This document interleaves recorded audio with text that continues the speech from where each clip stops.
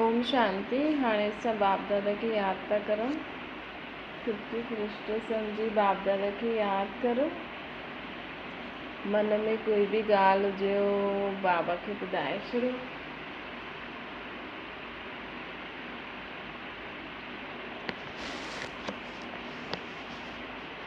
अॼु बाप दादा चवनि था निरंतर सेवाधारी। 24/6/78 जा वाक्य आहिनि। अॼु बाप दादा हर हिकु ॿार जे मस्तक विच चमकंदो उहो सितारो चओ, हीरो चओ, ॾिसंदे उहे हर्षित पिया थियनि। बाबा अॼु असांजे मस्तक जे विच में चमकंदो सितारो चओ, हीरो चओ, इहे ॾिसंदे उहे हर्षित पिया थियनि। हर हिक जी चमक न्यारी ऐं प्यारी हुई। इहा बाबा जीअं ॾिठई ईअं असांखे बि ॾिसण त न कोशिशि करो, पर अनुभव करो असांजे मस्तक विच हिकु हीरो वेठो आहे। हर हिक जी चमक न्यारी ऐं प्यारी हुई। हिन चमकंदे हुए सितारे सां हर आत्मा जी तक़दीर जी लकीर स्पष्ट ॾेखारे में ॾिए पई। हिन चमकंदे हुए सितारे सां हर आत्मा जी तक़दीर जी लकीर स्पष्ट ॾेखारे में ॾिए पई। बाप दादा खे नाज़ आहे कीअं बिछड़े हुए ॿार पंहिंजो भाग्य ठाहिण लाइ केतिरो गुप्त ऐं प्रत्यक्ष पुरुषार्थ करनि था। कीअं बिछड़े हुए ॿार पंहिंजो भाग्य ठाहिण लाइ केतिरो गुप्त ऐं प्रत्यक्ष पुरुषार्थ करनि था। चेक करो कि तव्हां केतिरो गुप्त ऐं प्रत्यक्ष पुरुषार्थ करो था पंहिंजो भाग्य। बाबा चई न चइण में 21 जन्म आहिनि, लेकिन पूरे कल्प जो भाग्य असां ठाहियूं था। तव्हांखे पूरे कल्प में छा करिणो भई। सत्य त्रेता में त असांजे जीवन में कोई महिनत न हूंदी, कोई कमु न हूंदो न, हर हिक खे सहज सभु प्राप्त थी वेंदो। लेकिन द्वापर कलयुग में बि तव्हांखे छा कीअं जीवन जीअणो आहे, उहा हाणे खां ई असां बाबा खे न मन ई मन में ॻाल्हाए करे, बाबा मां त द्वापर में ईअं कंदमि। छो जो द्वापर युग खां त महिनत जो कमु शुरू थी वेंदो न, कर्मनि अनुसार जनम मरण में ईंदा आहिनि। त केॾो ऊंचो समय थो हले। ॿारनि खे नशो तीव्र पुरुषार्थ, ॿार जो ई नशो तीव्र पुरुषार्थ ॾिसी बाप बि ॿारनि ते बलिहारी वेंदा आहिनि। अर्थात ॿारनि जे गले जो हार ठही वेंदो आहे। ॿारनि ते बलिहारी वेंदा आहिनि, अर्थात ॿारनि जे गले जो हार ठही वेंदो आहे। जीअं हार सदा गले में पिरोयो हूंदो न, उहो ॿारनि जे मुख सां, नयन सां, बुद्धि में, मुख में, नयन में बाप ई समायल आहे, बुद्धि में बि। ॾिसो बाबा चवनि था कि बाप पंहिंजे ॿारनि खे ईअं ॾिसी करे उन्हनि ते बलिहारी वेंदा आहिनि। असांखे हाणे एॾी वॾी अथॉरिटी असां सां गॾु आहे कि जो चए थी तव्हांखे जो ठहिणो आहे, जो करिणो आहे, बसि मूंखे ॿुधायो, मां तव्हांखे ओहिड़ो पुरुषार्थ बि कराईंदमि। बाबा ई पुरुषार्थ कराईंदा। सिर्फ़ु तव्हां संकल्प करो, बाबा मूंखे हीअं ठहिणो आहे, मूंखे हीअं करिणो आहे, त बाप बि ॿारनि ते बलिहारी वेंदा। अर्थात ॿारनि जे गले जो हार ठही वेंदा। अर्थात ॿारनि जे मुख में, नैननि में, बुद्धि में बाप समाइजी वेंदो। अर्थात बाप खे पंहिंजे गले जो हार ठाहे छॾींदा आहिनि ॿार। अगरि असां मुख सां बि बाबा बाबा बाबा जो ज्ञान, बाबा ईअं चई, बाबा ईअं चई, नैननि में बि असांजी आत्मिक स्मृति, बाप जी आत्मिक सभिनि खे ॾिसूं, बुद्धि में बि बाप जी श्रीमत रहे, त जीअं असां आत्मा आहिनि, बाप खे पंहिंजे गले जो हार ठाहे छॾियो। अॼु बाप दादा ॿारनि जी गीत पिया ॻाइनि। अॼु कहिड़ो गीत ॻायो? ॿारनि जी महिमा जो। हर ॿार खे बाप खे प्रत्यक्ष करण जो उमंग ॾिठो। सिवाय ॿारनि जे बाप प्रत्यक्ष न थी सघंदो आहे। त बाप खे बि प्रत्यक्ष करण वारा केतिरा श्रेष्ठ ठहिया। सिवाय बाप जे बाबा चवनि था, ॾिसो बाबा चवनि था हर ॿार खे बाप खे प्रत्यक्ष करण जो उमंग ॾिठो, सिवाय ॿारनि जे बाप खे प्रत्यक्ष बि कोई न करे सघंदो आहे। त बाप खे बि प्रत्यक्ष करण वारा केतिरा श्रेष्ठ ठहिया। ॾिसो त बाप खे बि प्रत्यक्ष करण वारा केतिरा श्रेष्ठ ठहिया। एतिरो नशो या सेवा जी स्मृति सदा रहे कि हाणे असां छा था करूं, असांजे संकल्प बोल कर्मनि द्वारा बाप जी प्रत्यक्षता थींदी। त बाबा चवनि था जीअं बाप अविनाशी आहे, आत्मा अविनाशी आहे, सर्व प्राप्ति संगम जे अविनाशी आहे। ईअं ई स्मृति या नशो बि अविनाशी आहे। अंतर न हुजणो खपे। अंतर अचणु अर्थात मंत्र खे भुलिजणु। अगरि मंत्र यादि आहे त नशे में अंतर न ईंदो। सदा ई यादि रहिजी, सदा ई यादि रहंदो न असां स्त्री आहियूं, पुरुष आहियूं, असां फलाना आहियूं, फलाना आहियूं। ईअं ई आत्मिक स्मृति परमा बाबा जी यादि असांखे जो अविनाशी खज़ानो मिले थो, जो प्राप्ति थिए थी, उहा सदा ई यादि रहे। अॼु त बाप दादा मिलण आया आहिनि, ॿुधायो त बाबा ॾाढो कुझु आहे, लेकिन अॼु ॿुधाईंदे हुए जो स्वरूप ॾिसण आया आहिनि। जो बाबा एॾो ज्ञान ॾिनो अथई हुनजो स्वरूप ॾिसण आया आहिनि। स्वरूप छा ॾिठो? सर्विस ॾाढी सुठी कई, अनेक अज्ञानी आत्माउनि खे स्मृति अर्थात जागृति दिलाई, दिल्ली जी धरनी न सर्व ब्राह्मण आत्माउनि खे हलचल में लायो। हाणे क्वेश्चन उठंदो आहे कि ये केरु आहे, ये कर्तव्य छा आहे? जीअं सोए हुए मनुष्य खे जगाईंदा आहियूं, अखि खुलंदी आहे, थोरो सो निंड जो नशो हुजण जे कारण ये क्वेश्चन कंदा आहिनि केरु आहे, छा आहे। ईअं दिल्ली निवासी अज्ञानी आत्माउनि खे बि क्वेश्चन ज़रूरु उठियो कि ये केरु आहिनि। ॿुधण ऐं ॾिसण में अंतर अनुभव कयो। सभु नज़र ब्राह्मणनि खे ॾिसी एतिरो ज़रूरु अनुभव कंदी आहे कि कमाल आहे हिननि जी। साधारण कन्याउनि माताऊं गुप्त में ई एतिरी सेना तयारु कई हुई। न वैसे त ॾिसो घर में 2 लेडीज़ रहणु मुश्किल आहे, लेकिन बाबा जे घर में त केतिरी सारी भेण कन्याऊं माताऊं केॾी सभु साथ में रहंदी, सेवा कंदी। अहिड़ो कॾहिं सोचियो न हुयो, सम्झो न हुयो। सभिनि जी दिव्य सूरत बाप दादा जी मूरत खे कर्तव्य द्वारा माण्हुनि जे साम्हूं प्रत्यक्ष ज़रूरु कई। बाबा चवनि था कि सभिनि जी दिव्य सूरत दिल्ली में कोई प्रोग्राम थियो हूंदो, त बाबा चई सभिनि जी दिव्य सूरत बाप दादा जी मूरत जो कर्तव्य द्वारा माण्हुनि जे साम्हूं ज़रूरु रखियो। हाणे सिर्फ़ु हलचल मचाई। जीअं धरनी में पहिरियों हल हलाईंदा आहियूं, हल हलाईंदे उहे बीज विझंदा आहियूं न, ईअं ई पंहिंजे भविष्य राजधानी में या पंहिंजे आदि धरनी में हलचल रूपी हल हलायो। हिन समय जॾहिं दिल्ली में प्रोग्राम थियो हुयो त जीअं हल हलायो आहे, कोई ताक़त आहे, कोई शक्ति आहे, साधारण व्यक्ति न आहे। हलचल सां गॾु इहे बीज विधो। सम्मुख न ॾिसंदे हुए बि चारों ओर ये धूम मचाई कि केरु आहिनि, छा आहिनि। गवर्नमेंट जे कननि ताईं आवाज़ पहुची। हाणे इन बीज खे वाणी द्वारा यादि जी शक्ति द्वारा फलीभूत करणो। लेकिन अञा ताईं जो कयो उहो ॾाढो सुठो थियो।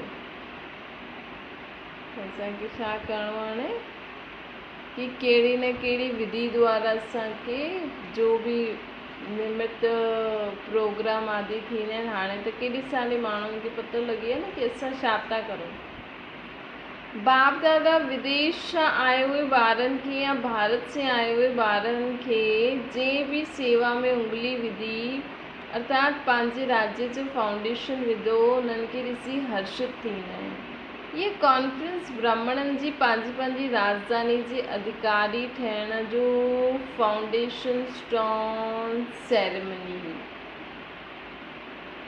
ये जो भी कॉन्फ्रेंस थी, ये पंहिंजी राजधानी जे अधिकारी ठहिण जो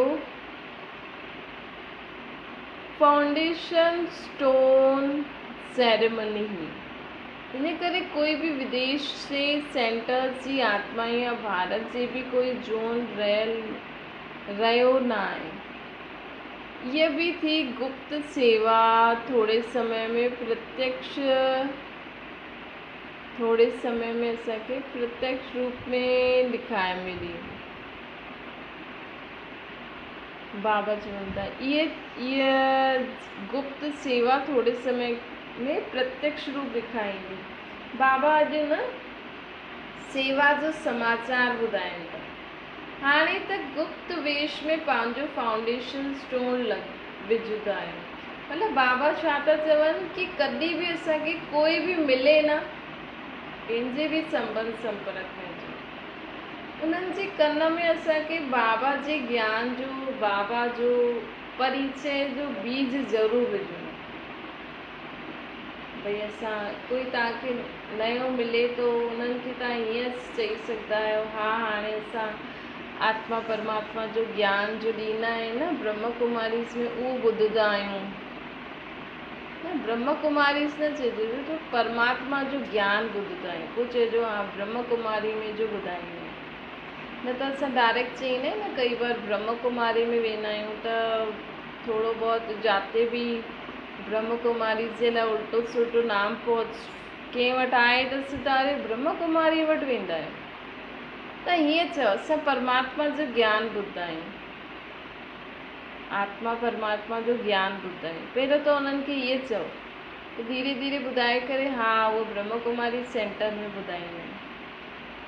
न त कॾहिं कॾहिं असां चईंदा न ब्रह्म कुमारीज़ में वेंदा आहियूं त उहा सोचंदा आहिनि इन्हनि जो ई ज्ञान, उहो परमात्मा ताईं जो शब्द ई ॿुधंदा न आहिनि। त हिन करे न कोई युक्ति विझी करे बीज विझणो खपे, ताकि समय प्रमाण इहो ई बीज फल जे रूप में असां सभिनी ॾिसंदासीं।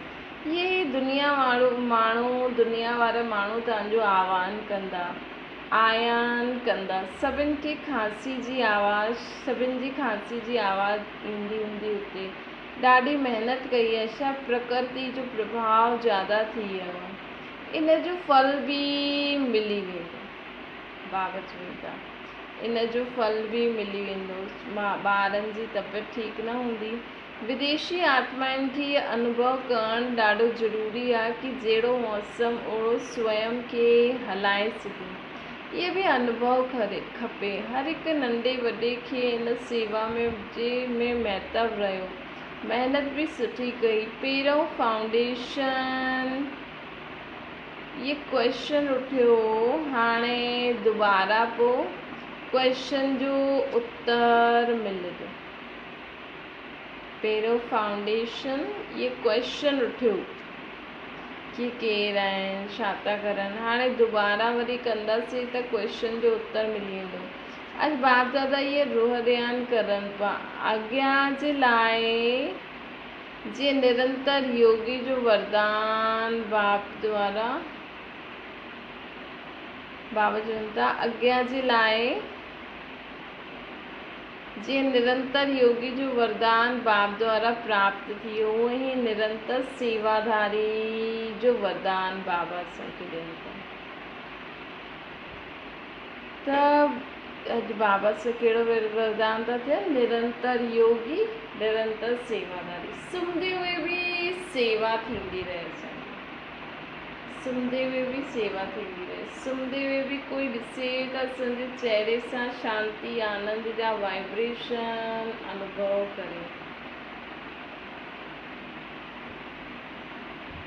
करे हिन करे चइबो आहे कि वॾी मिठी निंड में आहे। निंड में बि अंतर हूंदो आहे न, हर संकल्प में हर कर्म में सदा सर्विस समायल हुई आहे। इनखे चइबो आहे निरंतर सेवाधारी। बाप ऐं सेवा, जीअं बाप अति प्यारो लॻंदो आहे न, बाप जे बिना जीवन न आहे, ईअं सेवा जे बिना बि जीवन न आहे। ईअं निरंतर योगी, निरंतर सेवाधारी, ये विघ्न विनाशक बाबा जी निरंतर अगर असांखे योगी निरंतर सेवाधारी सदा विघ्न विनाशक थींदा। बाप ऐं सेवा, जीअं बाप अति प्यारो लॻंदो आहे, बाप जे बिना जीवन आहे, ईअं सेवा जे बिना बि जीवन आहे। ईअं निरंतर योगी निरंतर सेवाधारी अहिड़ा सदा विघ्न विनाशक हूंदा आहिनि। बाप जी यादि ऐं सेवा इहे डबल लॉक लॻी वेंदो आहे न, हिन करे माया अची न सघंदी आहे। चेक करो कि सदा डबल लॉक रहंदो आहे। अगरि सिंगल लॉक आहे त माया जी सेवा, अगरि सिंगल लॉक आहे अर्थात सिर्फ़ु सेवा ई आहे त माया खे अचण जी मार्जन थी वेंदी। हिन करे बार बार अटेंशन ॾियो कि बाप जी यादि में कार्य करूं त सदा ये यादि रखो कि सर्व कर्मेंद्रियों सदा ये यादि रखो कि सर्व कर्मेंद्रियों द्वारा बाप जी यादि जी स्मृति दिलाइण जी सेवा कंदा रहो। सदा हर कर्मेंद्री द्वारा बाप जी यादि जी स्मृति दिलाइण जी सेवा कंदा रहंदा आहियो। हर संकल्प द्वारा विश्व कल्याण अर्थात लाइट हाउस जो कर्तव्य कंदा रहंदा आहियो। हर कर्मेंद्री द्वारा बाप जी यादि जी स्मृति दिलाइण जी सेवा। हर संकल्प द्वारा विश्व कल्याण अर्थात लाइट हाउस जो संकल्प कंदा रहंदा आहियो। हर सेकंड जी पावरफुल वृत्ति, हर सेकंड जी पावरफुल वृत्ति द्वारा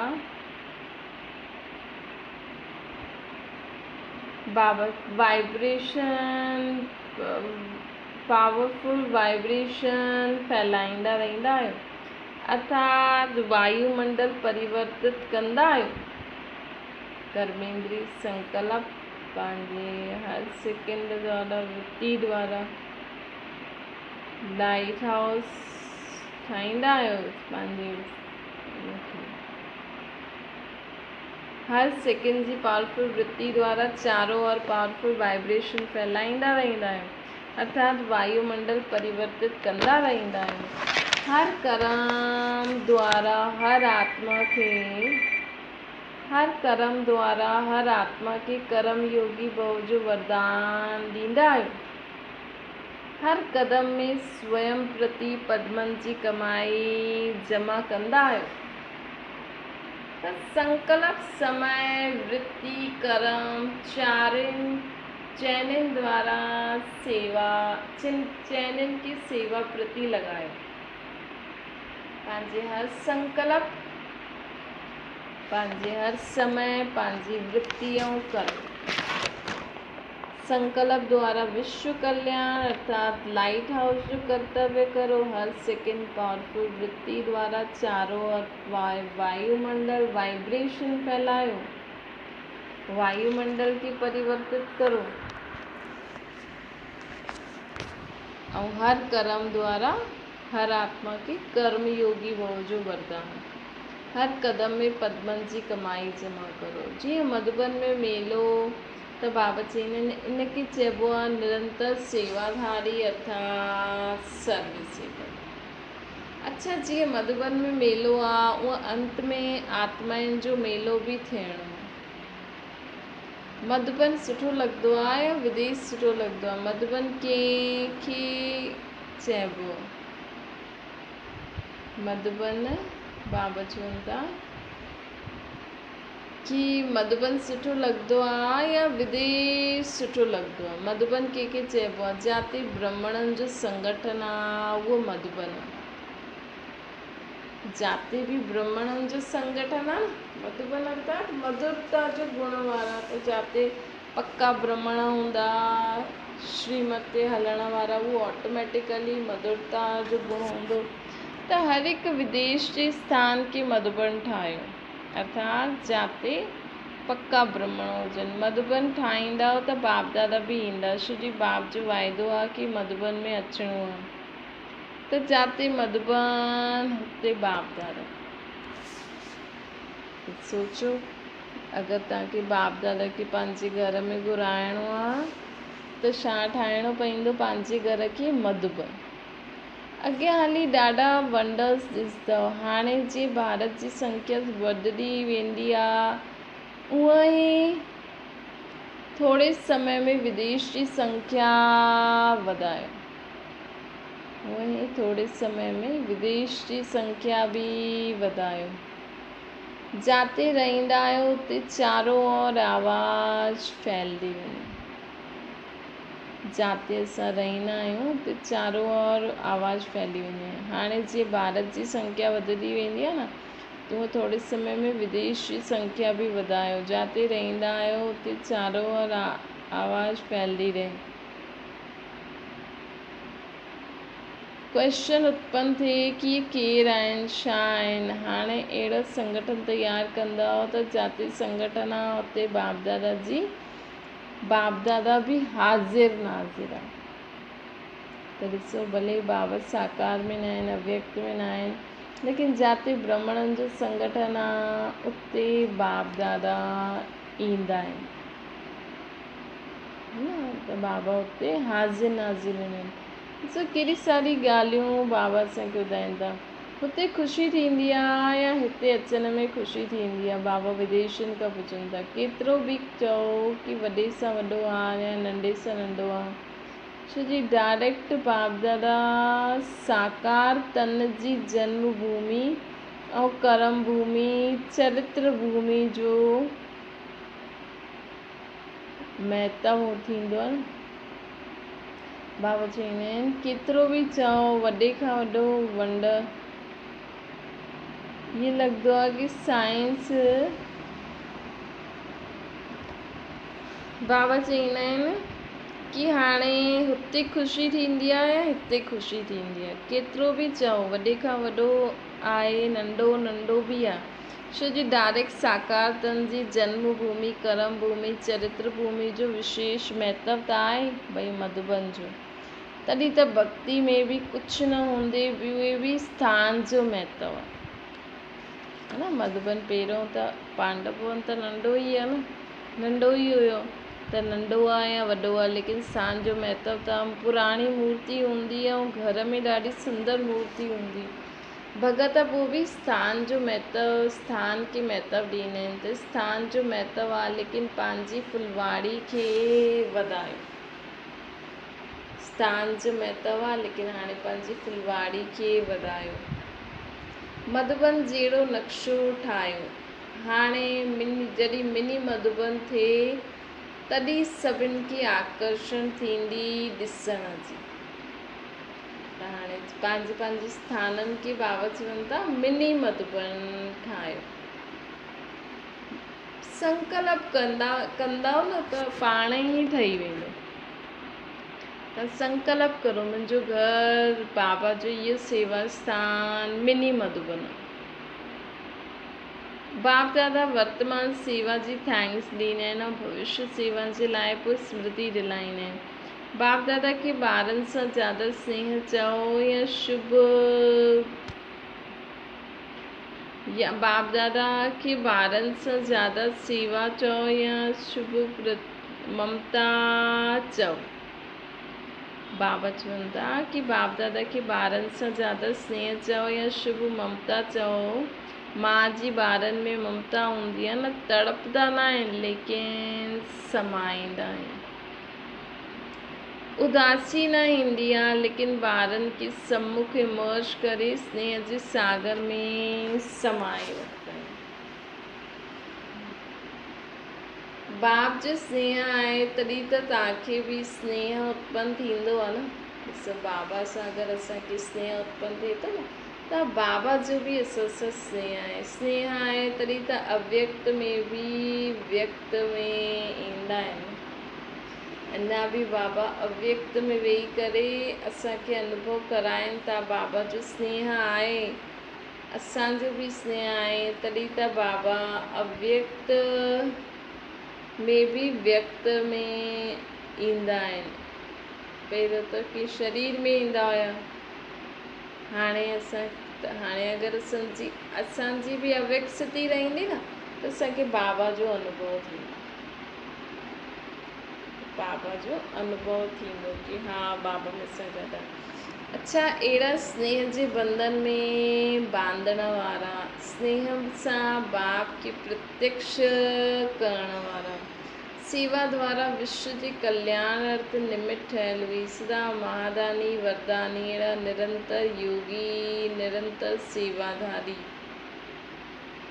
ॿारनि खे बाप दादा जो, अहिड़ा निरंतर योगी, निरंतर सेवाधारी ॿारनि खे बाप दादा जो यादि प्यार ऐं नमस्ते। असांजी बि बाप दादा खे यादि प्यार, गुड मॉर्निंग ऐं नमस्ते। बाबा खे यादि करो।